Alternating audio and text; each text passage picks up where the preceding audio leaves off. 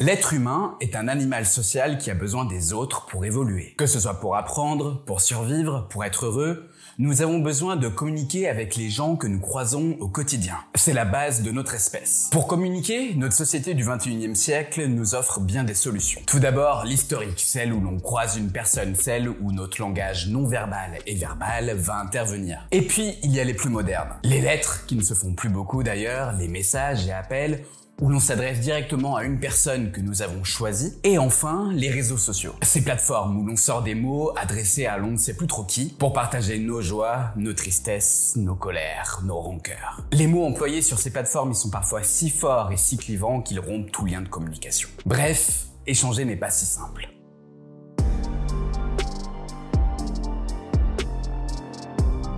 J'ai longuement réfléchi avant d'écrire cette vidéo parce que factuellement elle va être clivante. Je vais te partager mon point de vue, je vais te montrer pourquoi l'humanité pourrait être en danger si l'on arrêtait de communiquer. Je vis en France, ce qui n'est peut-être pas ton cas. Depuis quelques années, il y a une odeur de poudre dans mon pays. Il y a même des personnes qui ont totalement arrêté de se parler, murées dans leurs peurs, dans leurs convictions, retranchées derrière leurs émotions. Si je te parle de tout ça aujourd'hui, ce n'est pas pour faire une analyse sociologique de la société française. D'autres personnes seront bien plus compétentes que moi pour faire ça. Non, si je te parle de tout ça aujourd'hui, c'est que cette évolution de notre communication peut avoir un impact sur toi, sur tes ressentis, sur ta personnalité. L'objectif, c'est donc de t'aider à développer tes idées, c'est de te faire prendre du recul, c'est de te détendre aussi. Parce que peu importe qui tu es au fond, tu as forcément un objectif commun avec tous les autres êtres humains.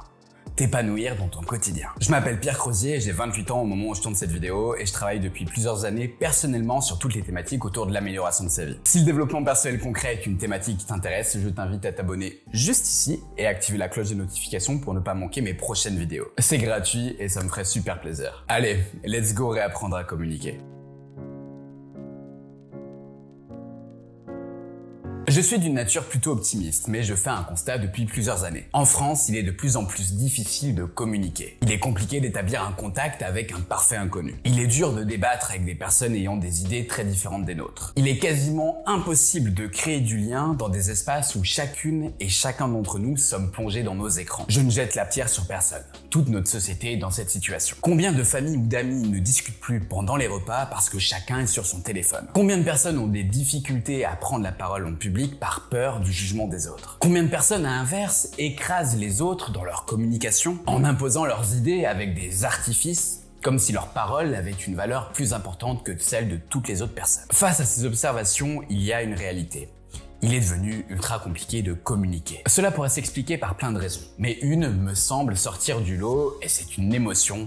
C'est la peur. La peur de se faire juger donc. La peur de ne pas s'exprimer correctement. La peur de ne pas être légitime pour parler. La peur de ne pas être écouté aussi. La peur d'être rejeté si une partie de nos propos n'est pas audible par une partie des gens qui nous entourent. Une partie de la population préfère aujourd'hui consommer de la communication en scrollant pendant des heures sur Instagram ou TikTok. Alors qu'au lieu de la consommer, ils pourraient très bien la créer eux-mêmes, cette communication, au quotidien, avec les personnes qui les entourent. Et toutes ces choses, toutes ces peurs dont je te parle, elles se produisent aussi dans la vie publique. Les opinions sont devenues ultra clivées. Les uns sont persuadés de détenir la raison, les autres pensent être une minorité à connaître la seule vérité vraie. Bref, à ce moment de la vidéo, on peut se le dire, c'est pas forcément la fête. Et mon propos pourrait même paraître bien sombre. Mais j'ai une bonne nouvelle pour toi. Je pense que l'on peut changer tout ça. Si ce n'est collectivement dans un premier temps, au moins individuellement. Une somme d'individualités créant in fine un collectif, je pense que tu vois où je veux en venir. Parce que si certaines personnes se sont résignées à ne plus communiquer,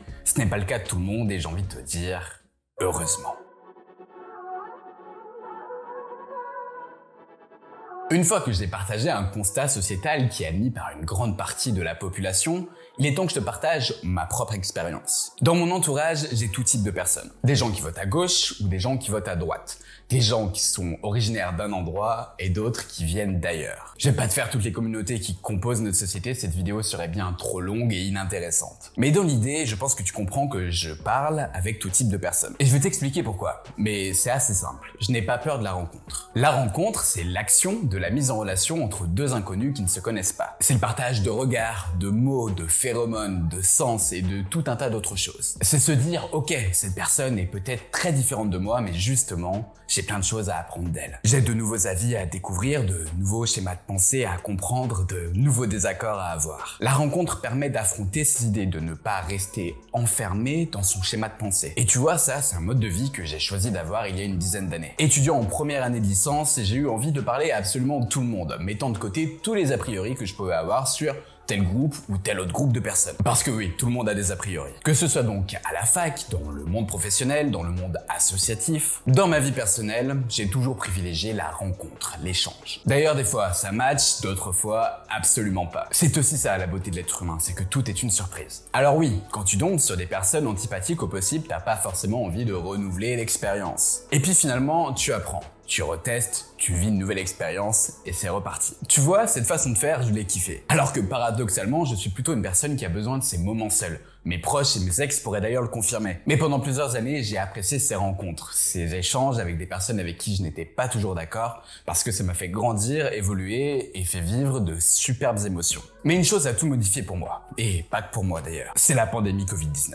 Le numérique, déjà bien présent avant, s'est totalement multiplié avec cet événement. On s'est mis à travailler depuis nos domiciles, sans renouvellement social réel. On s'est mis à élargir notre vie sociale avec les réseaux sociaux et les apps dites de rencontres. On s'est mis à se divertir en consommant un max de contenu depuis notre lit. Et la conséquence de tout ça, c'est la diminution de nos interactions dans la vie réelle, réduisant réellement nos capacités à communiquer. Définitivement, je ne crois pas.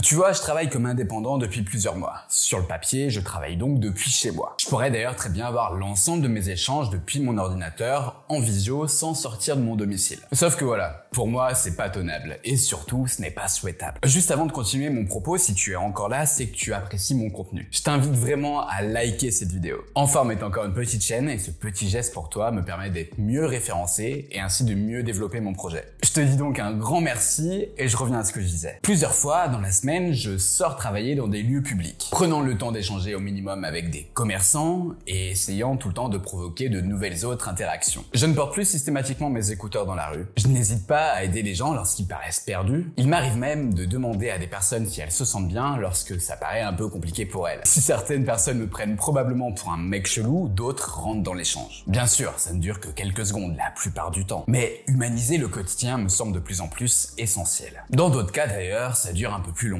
Une relation, quelle que soit sa nature, se développe naturellement. Du lien et de l'échange peuvent se créer. Parallèlement, je développe mon intelligence sociale parce que je me retrouve sans cesse confronté à de nouvelles situations. Une fois, par exemple, je me suis retrouvé en face d'une dame de quasiment 80 ans dans le train. Nous avons discuté durant l'intégralité du trajet, échangeant sur nos modes de pensée, sur nos vies, sur nos appétences. On n'était pas d'accord sur tout, bien sûr, mais on communiquait. On s'écoutait, on s'exprimait, tout ça dans la bienveillance. Alors voilà, j'ai quelque chose à te proposer pour redonner un peu d'humanité à ton quotidien. Et si tu te donnais le défi de créer une nouvelle interaction sociale par jour, avec une personne avec qui tu n'as jamais communiqué auparavant? Ça ne va pas être forcément quelque chose qui dure longtemps, mais un simple moyen de te sortir de ta zone de confort et de provoquer la rencontre. En répétant cette action, tu crées une habitude qui devient ainsi naturelle pour toi. Tu as clairement tout à gagner. De nouvelles personnes dans ton cercle social qui pourraient mieux te correspondre, l'affrontement de certaines de tes peurs, la compréhension de l'autre, de l'apaisement par rapport à tes désaccords avec certaines choses, la fin de ta timidité, bref, plein de choses donc. Fixe-toi simplement une règle de base. Sois d'accord de ne pas être d'accord et de passer au-delà de tes propres barrières. Apprenons à communiquer ensemble. Développons nos interactions. Confrontons nos pensées. Faisons société. Je crois que ensemble, on pourra tout casser. Alors certes, au début, tu as peut-être rencontré une certaine difficulté parce que découvrir l'altérité, ça peut parfois faire peur. Mais tu verras, de façon générale, la difficulté rend plus fort. C'est d'ailleurs ce que je t'avais raconté